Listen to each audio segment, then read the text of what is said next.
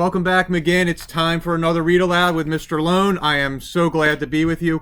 One of the really cool things about this Read Aloud program that we started about 2 years ago is that I get a lot of suggestions from sometimes from kids, a lot of times from my colleagues, fellow staff members. And one of the people who has always been amazing about giving me ideas and saying, "Oh, try this one out. I think this has a really good message, or the kids will really enjoy that," is our first grade teacher, Miss Horvath. And so she has recommended this book today, The Boy with Big, Big Feelings. And we're going to do that thanks to Miss Horvath. It is written by Brittany Wynn Lee, and away we go.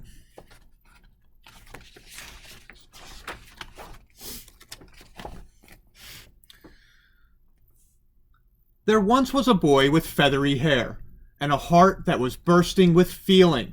His emotions seemed bigger than everyone else's, and sometimes they made him go reeling.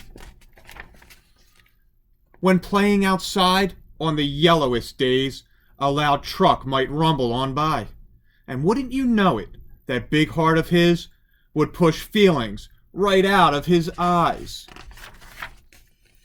At night, when the shadows would form on the walls, and fear would steal all of his rest, those feelings of his made it so hard to breathe as they jumped up and down on his chest.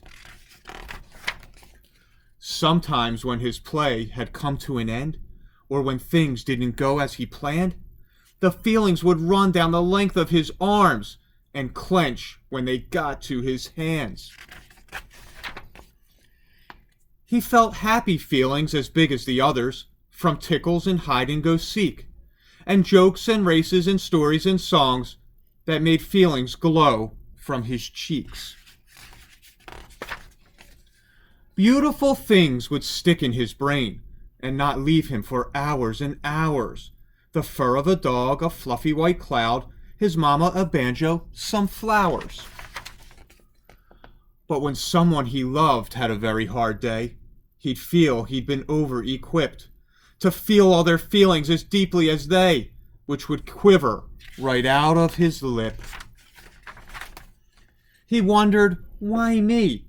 Why this big giant heart in a world that's so heavy and kind, where all of the feelings under the sun feel as if they were made to be mine?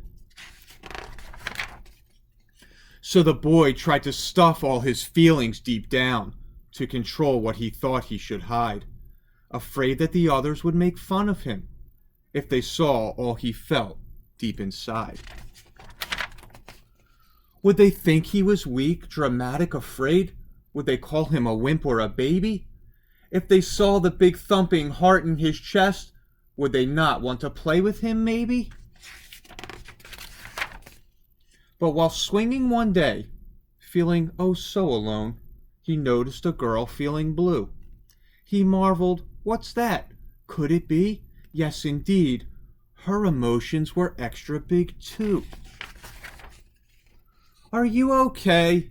The boy asked the girl. I'm fine. Just sometimes I get sad. He said, you do? Hey, I get sad, too. I get scared and silly and mad.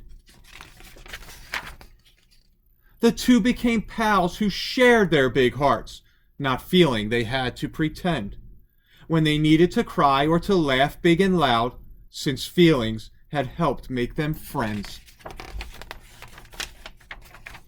And soon they noticed there were other big hearts in the classroom, the playground, the bus, and they smiled as they learned that it wasn't just them. Big emotions affect all of us. The boy and his friends slowly felt less alone with the feelings that lived deep inside them.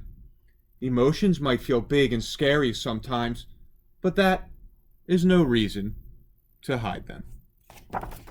So boys and girls, moms, dads, whoever's been watching, I hope you really enjoyed that book. It is such a good thing to let our emotions out, to let our feelings be known. It's good to express ourselves and to not pent up everything, keep everything inside.